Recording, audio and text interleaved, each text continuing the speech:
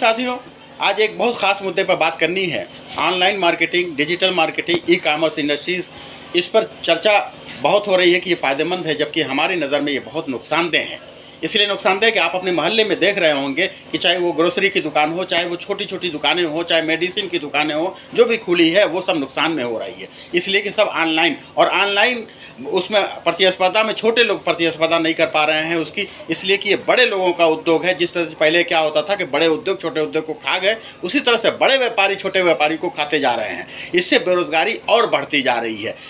हम देख रहे थे कि जियो मार्ट हो चाहे किसी भी मार्ट पे छोटे छोटे सामान मिल रहे हैं, यहाँ तक कि मूली और सब्जी भी बिक रही है। अब बताइए कि जो मोहल्ले में जो छोटी दुकानें आपके ठेले पे बिकती थी, ठेले वाले हैं, जो छोटे व्यापारी हैं, जो रोड पर कपड़े की दुकान लाते हैं या जितनी चीज़, ये सब जो है बेचारे, इनका एक उद्योग था वो ख़त्म होता जा रहा है।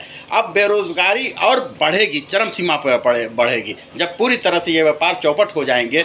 आपने अभी देखा होगा कि पकौड़ा तलने के भी इसको भी रोज़गार माना गया, लेकिन ये भी पकौड़ा भी ऑनलाइन आने लगेगा तो ये जो नौजवान हैं जो पकौड़ा तलने की, वो भी रोज़गार ख़त्म हो जाएगा। वॉलमार्ट का हम एक मिसाल देते हैं कि उसको अपने शहर अमेरिका में खोलना हुआ तो वहाँ के छोटे व्यापारियों ने उसका विरोध किया और अपने शहर में नहीं खोल पाए, लेकिन हमारे देश में धड़ल्ले से मार्ट खुलते जा रहे हैं। इसका कोई सरकार पर कोई अंकुश नहीं है, सरकार इस पर अंकुश नहीं ले, सरकार को सिर्फ टैक्स लेना है और वसूलती जा रही है। इसको छोटे व्यापारियों और यहाँ की जनता का ख्याल बिल्कुल नहीं है, उसको टैक्स लेना। आर्थिक असमानता बहुत तेज़ी से बढ़ती जाएगी और एक बेरोजगार की संख्या और बढ़ती जाएगी। इसको कैसे ये मार्ट क्या नौकरी दे पाएंगे, पता चलेगा कि नहीं दे पाएंगे, और आर्थिक और गरीब जो मध्यम वर्ग है और गरीब होता जाएगा।